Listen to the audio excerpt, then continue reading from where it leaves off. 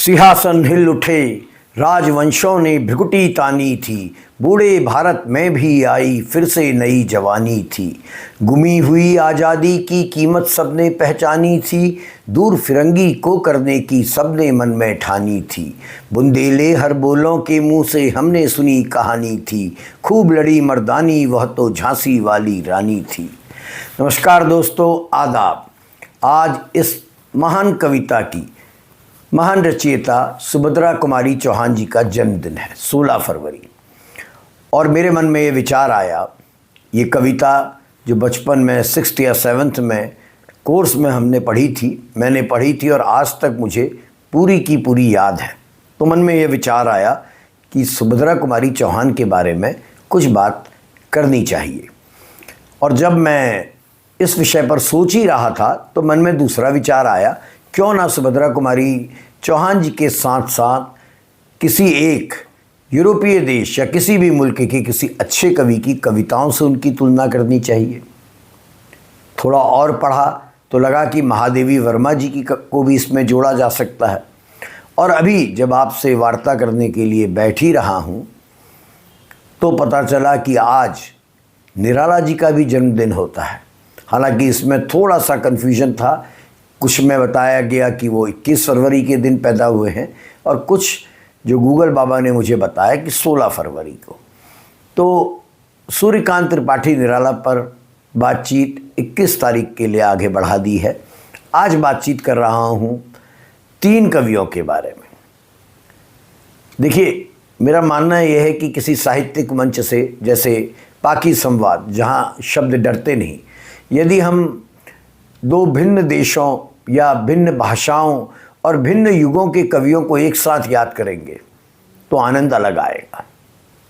मेरे प्रिय कवि हैं इंग्लैंड के कवि पर्सी शैली और 20वीं शताब्दी के हिंदी साहित्य की आप कह सकते हैं 2 महान कवित्रियाँ, महादेवी वर्मा जी और सुभद्रा कुमारी चौहान। इन तीनों के बीच लगभग अगर आप देखें, महादेवी जी और सुभद्रा कुमारी जी को अगर आप कंपेयर करें शैली से, तो इनके बीच 1 शताब्दी और 2 महाद्वीपों की दूरी है। फिर भी आज के समय में जब मनुष्य अस्थिरता, युद्ध, पर्यावरण संकट, डिप्रेशन, मानसिक तनाव और सामाजिक विखंडन के चरम दौर से गुजर रहा है, तो इन तीनों कवियों की आवाज़ अप्रत्याशित रूप से मुझे प्रासंगिक लगती है।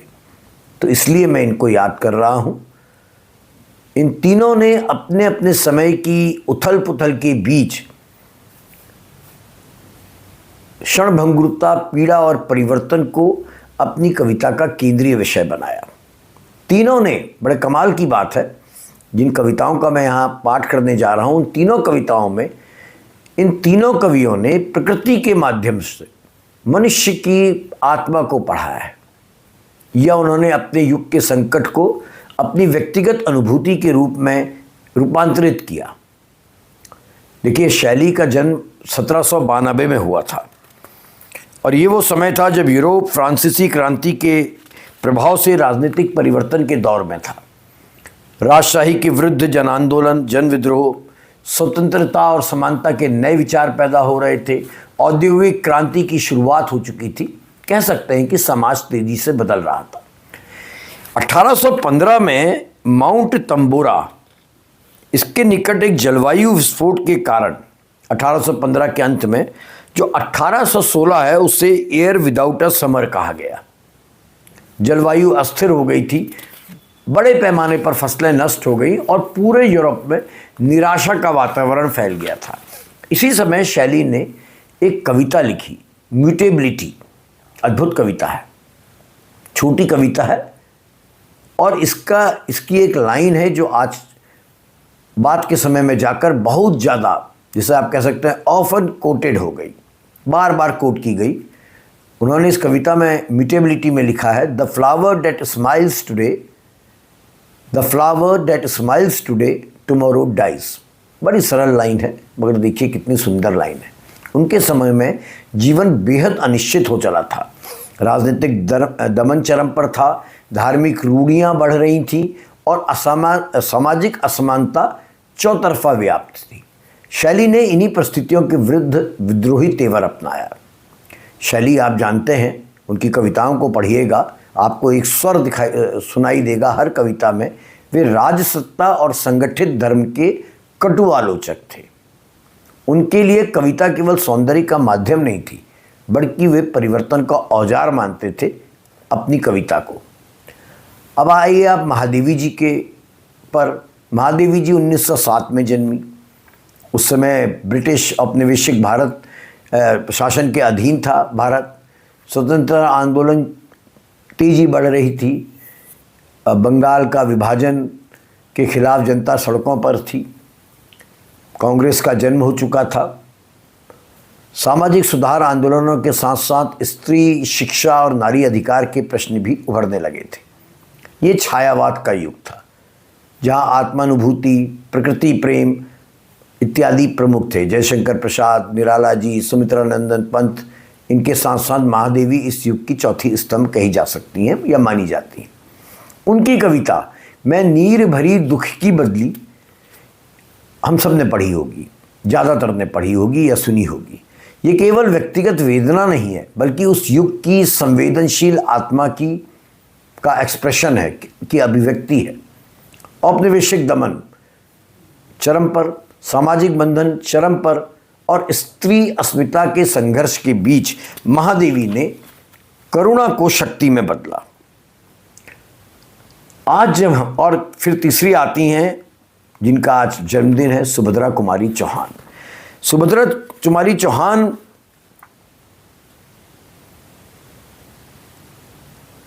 कि यहाँ भी परिवर्तन एक नया रूप लेता है। उनकी एक कविता है, अभी अभी थी धूप में। इस कविता को भी मैं पढ़ूंगा और इसके बारे में भी कुछ कहना चाहूँगा। आज के संदर्भ में जब हम तीनों को हम याद करते हैं तो देखिए, हम एक ऐसे दौर में, हमारा ये जो वर्तमान समय चल रहा है 2026, ये ऐसा समय है जहाँ टेक्नोलॉजी ने दूरियां मिटा दी हैं, पर हमारा एकांत बढ़ गया है। खुद सोचिए हम कितने एकाकी हो गए हैं, अपने अपने मोबाइल में चिपके रहते हैं, बगल वाले के लिए समय नहीं है। जलवायु परिवर्तन को देखिए, फिर चरम पर है, चर्चा पर है। राजनीतिक अस्थिरता विश्व भर में दिखाई दे रही है। मानसिक तनाव एक वैश्विक चिंता है, मेंटल हेल्थ। ऐसे समय में शैली का फूल हो, महादेवी का बादल हो, या सुभद्रा कुमारी चौहान की वर्षा का दृश्य हो, ये हमें याद दिलाते हैं कि अस्थिरता कोई नई घटना नहीं है। हर युग ने इसे जिया है। फर्क इतना है कि हम इसे किस रूप में लेते हैं, पॉजिटिव या negative.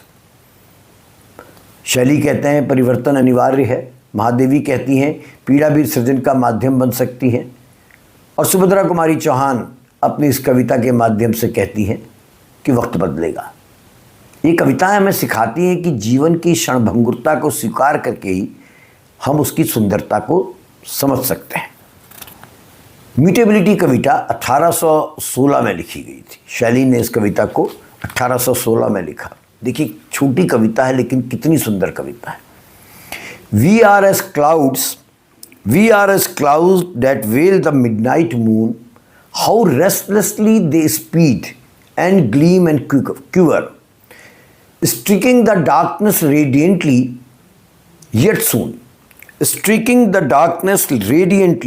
yet soon, night closes around and they are lost forever. Or like forgotten lyres whose dissonant strings gives various response to each varying blast. To those frail frame no second motion brings, one mood or modulation like the last. The flower that smiles today, tomorrow dies. All that we wish to stay tempts and then flies. All that we wish to stay tempts and then flies. देखिए कितनी खूबसूरती से शैली ने जीवन की अस्थिरता को बादलों में, वीणा में और फूल जैसे प्रतीकों के माध्यम से सामने रखा। बादल क्षण भर के लिए चंद्रमा को ढक लेते हैं लेकिन गायब हो जाते हैं, विलीन हो जाते हैं। वीणा की ध्वनि हवा के साथ बदलती रहती है। फूल आज मुस्कुराता है लेकिन कल मुरझा जाता है।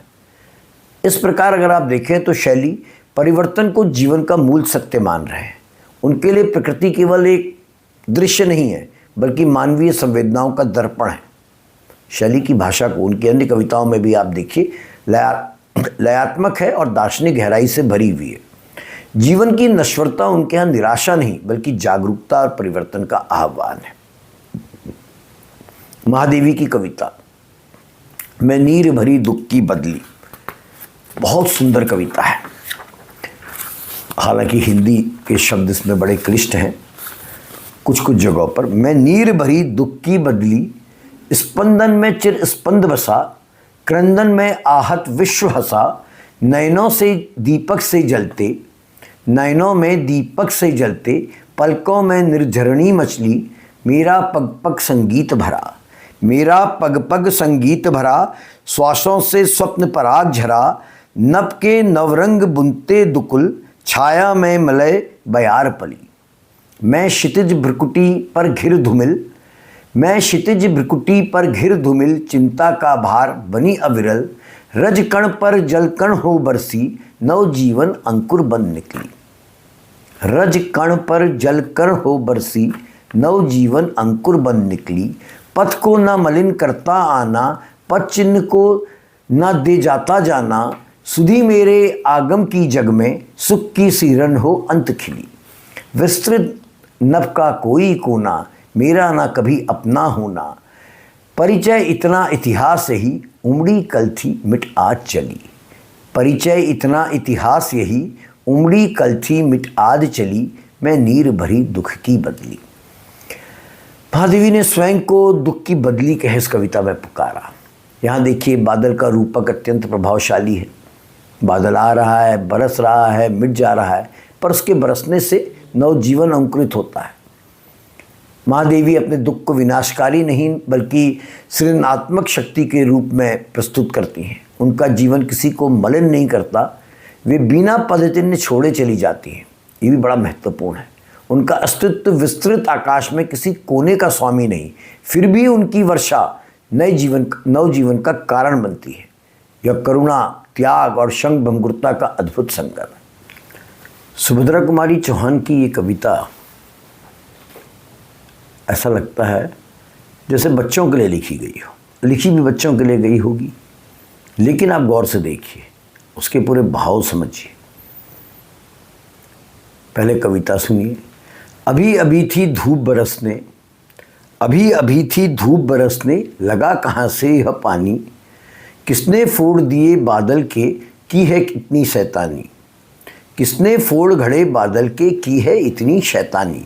सूरज ने क्यों बंद कर लिया अपने घर का दरवाज़ा, उसकी माँ ने भी क्या उसको बुला लिया कहकर आजा। जोर जोर से गरज रहे हैं बादल हैं किसके काका, जोर जोर से गरज रहे हैं बादल हैं किसके काका, किसको डांट रहे किसने कहना नहीं सुना माँ का। बिजली के आंगन में अम्मा चलती हैं कितनी तलवार, कैसी चमक रही है फिर भी क्यों खाली जाते हैं वार।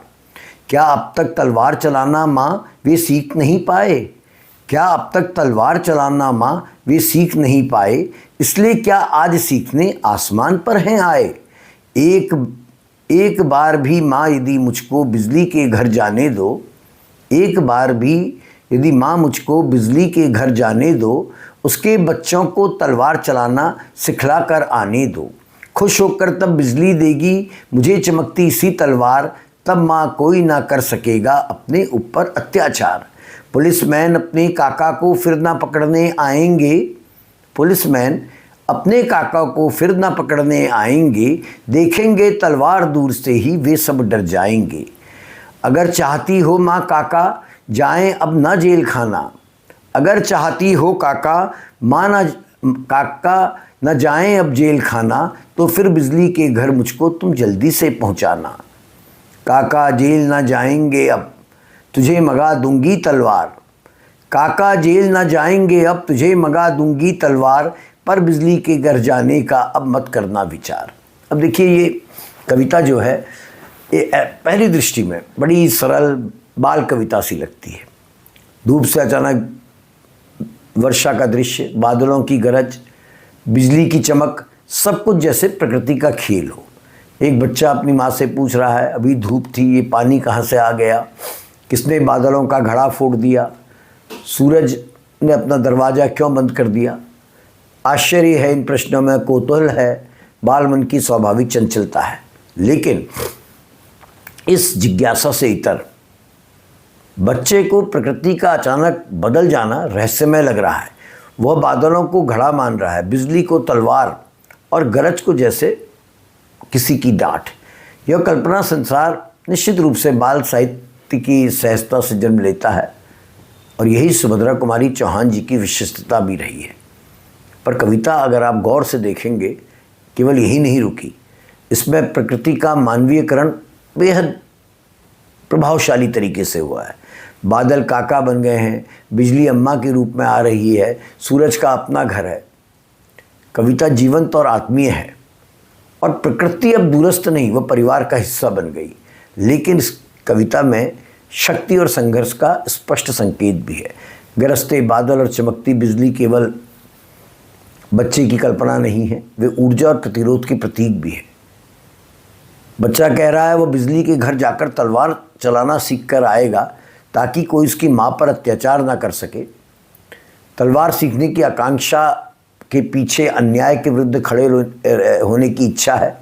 वो जिक्र कर रहा है पुलिसमैन अब काका को पकड़ने नहीं आएंगे।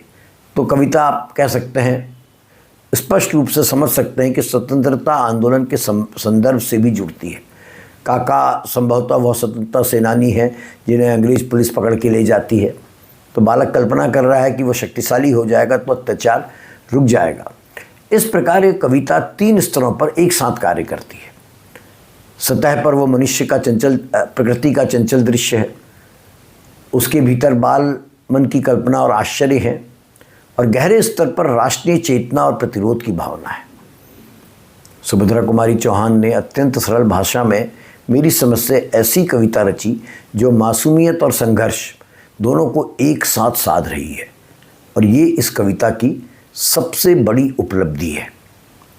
इसी प्रकार शैली की कविता मोर्टेबिलिटी और महादेवी की कविता, आप तीनों को एक साथ अगर समझने का प्रयास करें, उनका एनालिसिस करें, तो ये समझ में आता है कि इन तीनों कवियों ने, शैली ने, महादेवी ने और सुभद्रा कुमारी चौहान ने, इन तीनों ने, चाहे इनका युग अलग क्यों ना रहा हो, शैली का और महादेवी और सुभद्रा कुमारी चौहान जी के बीच में लंबा गैप है, इन तीनों के समय अलग अलग हैं। लेकिन शैली के समय में औद्योगिक क्रांति और यूरोपीय राजनीति के उथल पुथल का दौर था। हमारी इन दोनों कवित्रियों के समय में गुलाम भारत, औपनिवेशिक भारत और सामाजिक परिवर्तन का दौर था। पर इन तीनों के कविताओं में एक साझा तत्व है, और वो साझा तत्व है क्षणिकता में शाश्वतता की खोज। इसलिए दोस्तों, आज इन तीनों को याद करना साहित्यिक स्मरण मात्र नहीं, बल्कि यह आत्मचिंतन का अवसर भी है। जीवन अस्थायी है, पर उसकी अनुभूति अमर हो सकती है। और भाषा या शैली आपकी कुछ भी हो, आप उसमें तात्कालिक सामाजिक मुद्दों को बहुत शालीनता से, लेकिन बहुत तार्किकता के साथ भी उठा सकते हैं। धन्यवाद।